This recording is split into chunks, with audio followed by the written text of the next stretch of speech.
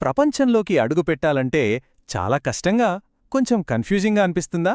అయితే ఈరోజు మనం ఈ సమస్యను పరిష్కరించడానికే వచ్చిన ఒక ప్రాజెక్ట్ గురించి మాట్లాడుకుందాం. అదే నియర్ ప్రోటోకాల్. అసలు ఇది ఇంటర్నెట్ భవిష్యత్తును ఎలా మార్చే అవకాశముందో చూద్దాం రండి. అసలు ఈ కొత్త ఇంటర్నెట్, ఈ వెబ్3 వాడటం ఎందుకంత కష్టంగా ఉంది? చాలా గొప్ప టెక్నాలజీ అంటున్నారు గదా, మరి ఎందుకిలా? ఈ ఒక్క ప్రశ్నే చాలామందిని వెబ్3కి దూరం పెడుతోంది. అసలు దీని వెనుక ఉన్న కారణాలేంటో ఇప్పుడు లోతుగా చూద్దాం. సరే, ముందుగా అసలు ప్రాబ్లమేంటో అర్థం చేసుకుందాం. వెబ్3 దాని పూర్తి పొటెన్షియల్ని అందుకోకుండా దానికి అడ్డుపడుతున్న ఆ 3 పెద్ద పెద్ద అడ్డంకులేంటో ఒకసారి చూద్దాం. ఈ ప్రాబ్లమ్సు చాలామందికి తెలిసే ఉంటాయి.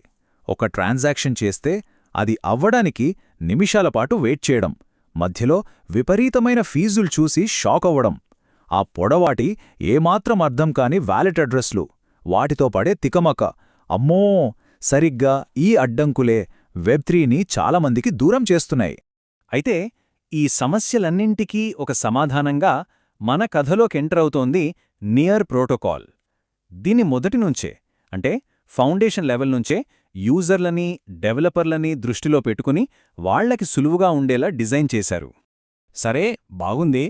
కానీ నియర్ ఈ మ్యాజిక్ని ఎలా చేస్తోంది? దాని స్పీడ్కి, దాని పవర్కి వెనుక ఉన్న అసలు టెక్నికల్ సీక్రెట్ ఏంటో ఇప్పుడు తెలుసుకుందాం. నియర్కి ఉన్న అసలైన సూపర్ పవర్ పేరు నైట్ షేడ్ షార్డింగ్. సింపుల్గా చెప్పాలంటే ఈ టెక్నాలజీ వల్లే వేల కొద్దీ ట్రాన్సాక్షన్స్ని ఒకేసారి ప్యారలల్గా ప్రాసెస్ చేయగలదు. దీనివల్లే అంత స్పీడ్, అంత స్కేలబిలిటీ సాధ్యమవుతుంది. ఇంకా సింపుల్గా అర్థం చేసుకోవాలంటే ఒక సింగిల్ లేన్ రోడ్డుని ఊహించుకోండి. ట్రాఫిక్ జామ్ అవుతుంది కదా, అదే రోడ్డుని ఒక మల్టీలేన్ సూపర్ హైవేగా మార్చారనుకోండి. అప్పుడు ట్రాఫిక్ జామ్ ఉండదు, అంత ఫాస్ట్గా వెళ్ళిపోతుంది. ఇక్కడ కూడా అంతే. ప్రతి లేన్ ఒక షార్డ్ లాంటిది. అందుకే ట్రాన్సాక్షన్స్ అన్నీ ప్యారలల్గా చాలా వేగంగా జరిగిపోతాయి. మరి నెట్వర్క్ సెక్యూరిటీ సంగతేంటి?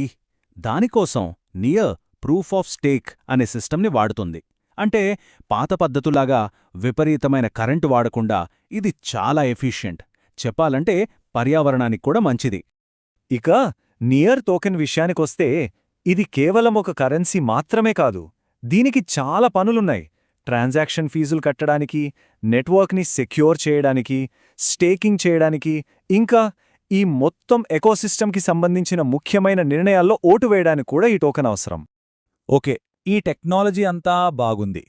కానీ ఒక సాధారణ యూజర్కి దీనివల్ల ఉపయోగమేంటి? అసలు నియర్ని మిగతా వాటికంటే స్పెషల్గా నిలబెట్టే ఆ కీలకమైన ఫీచర్లేంటో ఇప్పుడు చూద్దాం. బహుశా ఇదే నియర్లో ఉన్న ది బెస్ట్ ఫీచర్ అని చెప్పొచ్చు. ఆ పొడవాటి, గుర్తుపెట్టుకోవడానికే కష్టంగా ఉండే అడ్రస్లున్నాయి గదా, వాటికి బదులుగా BASHA.NIYR లాంటి సింపుల్, మనుషులు చదవగలిగే అడ్రస్లు వస్తే ఎలా ఉంటుంది? ఒక్కసారి ఆలోచించండి. ఇది చూడటానికి చిన్న మార్పులు అనిపించినా వెబ్3 వాడుకలో ఇదొక విప్లవం లాంటిది. ఇంకో ముఖ్యమైన విషయం, ఫీజులు తక్కువగా ఉండటమే కాదు, అవి ప్రిడిక్టబుల్గా కూడా ఉంటాయి. అంటే ముందుగానే ఎంత అవుతుందో ఊహించవచ్చు. దీనివల్ల డెవలపర్స్కి వాళ్ల యాప్స్ని బిల్డ్ చేయడం ఈజీ అవుతుంది. యూజర్స్కి కూడా అప్పటికప్పుడు వచ్చే ఊహించని ఖర్చుల గురించి టెన్షన్ ఉండదు. ఇంత స్ట్రాంగ్ ఫౌండేషన్ మీద ఆల్రెడీ ఒక పెద్ద ఎకోసిస్టమ్ బిల్డ్ అవుతోంది. డీసెంట్రలైజ్డ్ ఫైనాన్స్ అంటే D5 ప్రాజెక్ట్స్ నుంచి NFT మార్కెట్ ప్లేస్ల వరకు, ఇంకా సోషల్ గేమింగ్ యాప్స్ వరకు, ఇలా చాలా రకాలుగా నియర్ వాడకం రోజురోజుకి పెరుగుతోంది. ఇక అరోరా గురించి చెప్పాలి. ఇది ఒక బ్రిడ్జ్ లాంటిది. ఇప్పుడున్న అతి పెద్ద బ్లాక్ చైన్ ఎకోసిస్టమ్ అంటే ఇథీరియం, అక్కడున్న యాప్స్ని, డెవలపర్స్ని నియర్కి తీసుకురావడానికి ఇది చాలా సులభమైన దారి చూపిస్తుంది. అలా వాళ్లు కూడా నియర్ స్పీడ్, తక్కువ ఫీజుల్ని వాడుకోవచ్చు. నియర్ గురించి ఇంత తెలుసుకున్నాం కదా, దాని అసలు ప్రత్యేకత ఏంటో ఇంకా బాగా అర్థం కావాలంటే దాని మార్కెట్లో ఉన్న ఇతర పెద్ద బ్లాక్ చైన్లతో పోల్చి చూడాలి. అసలు ఈ పోటీలో నియర్ ఎక్కడుంది, దాని ఫ్యూచర్ ప్లాన్స్ ఏంటి అనేవి ఇప్పుడు చూద్దాం. ముందుగా ఎథేరియంతో పోల్చి చూద్దాం. తేడాలు చాలా క్లియర్గా కనిపిస్తాయి. ఒకవైపు ఎథేరియం ఎక్కువ ఫీజులతో, నెమ్మదైన స్పీడ్తో ఇబ్బంది పడుతోంది.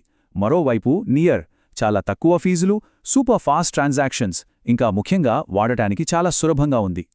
సరే, మరి సొలానా సంగతేంటి? అది కూడా చాలా ఫాస్ట్ కదా? అవును, కానీ రెండింటి ఆర్కిటెక్చర్లో చాలా తేడా ఉంది.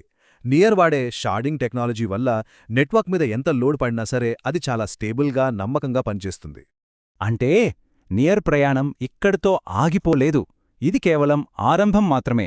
వాళ్ళ ఫ్యూచర్ రోడ్ మ్యాప్ చూస్తే ఇంకా ఎక్కువ షార్ట్స్ తీసుకురావడం ద్వారా నెట్వర్క్ని మరింత పెద్దది చేయడం, కోట్ల మంది వాడేలాంటి యాప్స్ని ఎంకరేజ్ చేయడం, ఫైనల్గా వెబ్3ని అందరికీ అందుబాటులోకి తీసుకురావడం ఇవే వాళ్ల లక్ష్యాలు. చివరగా నియర్ యొక్క అసలు లక్ష్యం ఏంటో ఈ ఒక్క వాక్యం చెప్పేస్తుంది. నియర్ ప్రోటోకాల్ అనేది ఒక యూజర్ ఫ్రెండ్లీ వెబ్3 బ్లాక్చైన్. ఇది మాస్ అడాప్షన్ కోసం డిజైన్ చేయబడిన చైన్. అంటే ఇది కేవలం టెక్ ఎక్స్పర్ట్స్ కోసం కాదు, మన అందరి కోసం కట్టిన ఒక కొత్త ఇంటర్నెట్. అయితే ఈ విశ్లేషణను ఒక ముఖ్యమైన ప్రశ్నతో ముగిద్దాం. వెబ్3ని కోట్లాది మంది దగ్గరికి తీసుకువెళ్లడానికి ఆఖరిగా కావలసిన తాళం చెవి యూజర్ ఫ్రెండ్లీనెస్సేనా? అంటే వాడటానికి సులువుగా ఉండటమేనా? బహుశా ఆ ప్రశ్నకు సమాధానం మనకు నియర్ చూపిస్తుందేమో.